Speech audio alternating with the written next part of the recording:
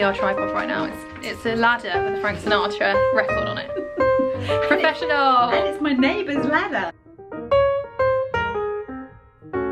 Yeah. Welcome back. Welcome back. To Soul Food Sofa. This episode, we wanted to talk about, well, I wanted to talk about, because I haven't actually told you this yet. What are we going to being talk about authentic. today? There's self-acceptance and then there's being authentic, and they're different things, right? Because I see self-acceptance potentially more about aesthetics. That is true. Because the whole, you know, and having worked in fashion, the whole on the outside and is one thing, and trying not to judge yourself all the time and just accepting the fact that, I mean, I have a crease that happens to be here. And do I get Botox? No, just accept that you've got it and just get on with life. You know? And I've got all these lines that are up here. And one of my girlfriends said, she's Australian, and she said, oh no, don't ever dislike those, Claire. She said, they're your all lines. Because you go through life going, wow. And the answer is, yeah, I do. And I wouldn't want to not go wow through life. But actually that reminds me of something else. My mum said she was in Japan on holiday once. And this Japanese lady said to her, never say your age out loud. Your face may hear. It's so powerful the messages that you're saying to yourself. That's how I always took that. It's really funny. Yeah. But it's about that internal dialogue. It's that internal chatter. So if you're telling yourself, yeah, I look 25, I feel 25, I still actually only feel about 25. Yeah. So that's who I am on the inside. I feel like 50. I'm 24, but I feel 55. And people are always like, I feel so young, and I'm there like, I feel like I know, really but you're a old. bit of an old soul, you are. How do you think? Because I feel like you're a very authentic person. When I speak to you, I get such authentic vibes. I never feel like you're putting on anything, you're not saying something that you don't believe. But how did you get to that point? Okay.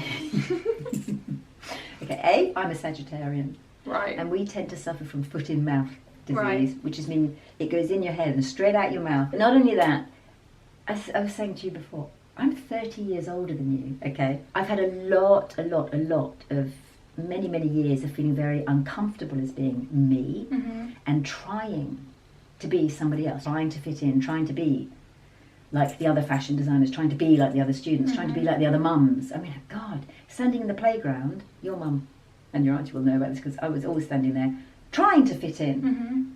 But I felt like I was there with a woolen overcoat on, trying to fit in, but under the bottom you could see my sequins and my wings, and I'd got sort of like frou-frou, you know, marabou feathers and things, because I'm not quite normal. But now I can accept it. It's taken a long time. So now I can be authentically me, which is not the same as anybody else. Yeah. But we have that sense of wanting to be part of the crowd. Well, this is what I really wanted to get onto in this episode. This constant need to try and be something you're not, to look the way that you don't look, to have the career that you don't have. I've 100% struggled with and still struggle with. You only need to look at things like Instagram nowadays that's just projecting. Sorry if you can hear something. It's going having an itch. You only need to look at Instagram and it's people posting pictures of their life, perfect life. My fake life. My fake life. People just want to live something that they're not living. And that is such a sad thing. Because as Oscar Wilde said, this is my goal in every video to whip out a quote. You know, how Oscar Wilde, be yourself because everyone else is taken. Oh, there's so much of that going on. There's so much of comparison, and comparison is so toxic. Yeah, and it takes you straight away from your centre. Because as soon as you have that detachment, as soon as you have that duality, you have judgment. Yeah.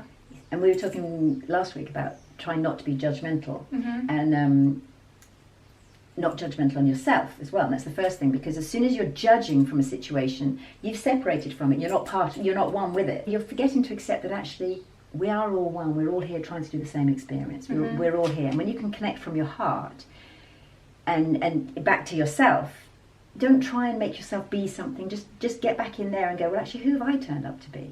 Like I'm saying, I kept thinking I want to be this person, I want to be that person. It doesn't bring you any happiness. You can want to change to join in to be part of everybody else, but you're going to lose yourself in that. Completely. And then you know you're not being authentic to yourself. Then you really, you're going wholeheartedly into imposter syndrome for every day. You look in the mirror and you think, well, who are you now? It feels, it's like you were saying with the resonance of telling the truth, it feels for me when I used to sit around and someone used to say, oh my god, don't you think that episode is so rubbish? And I'd be like, never even watched the show. I'd be like, yeah, it's so rubbish. And I'd join in because I was like, I want them to like me, I want them to blah, blah, blah.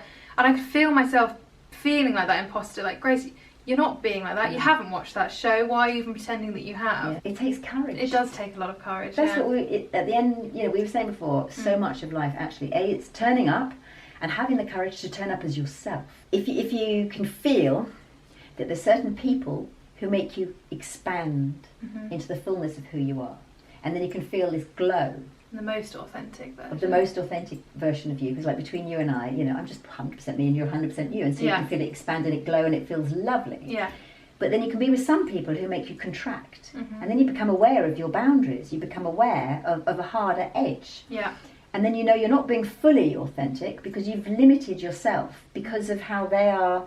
Either it's an intuitive sense that you could be vulnerable around them if you just stayed being as open. So it's good to have healthy boundaries. Yeah, you told me ages ago about this flow of energy between people when you're talking.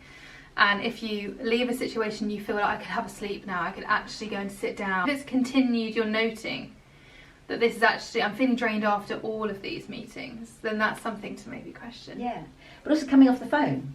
You can come off the phone sometimes and you feel, or you come off the phone and you feel, oh, I'm ready to go and do something else now. So that's when you know when you're getting charged or you're being emptied. And so it doesn't mean that they're right, but just start become aware of your own energy, and that's becoming conscious. Yeah. So we say, what is being conscious? It's being aware of your own energy, your own energy flow, of where you're projecting it, where it's being taken from you. But then also you have this demand that people want a response immediately. So if something comes in and goes ping on your phone, you look at it, and they want a response. Because, well, I messaged you, and you think, yeah, but I've got a life. I'm trying to get on with my life. I've got a day, and I've got cars, I've got dogs to walk, I've got things to do. You know, I'll get back to you when I've got time. Yeah. But it's this now. You can change your mood instantly. Instantly. And so it's like such an invasion. And if it's toxic, you know, it can go in. Like we were saying that for some reason, people can say so many beautiful things about you, give you so much praise and so much, you know, adulation. Then one person says one thing really toxic, and it just goes in like poison. It changes your whole, the way you're digesting your food. You can just feel it's changed everything. It makes you feel sick. Completely feel sick.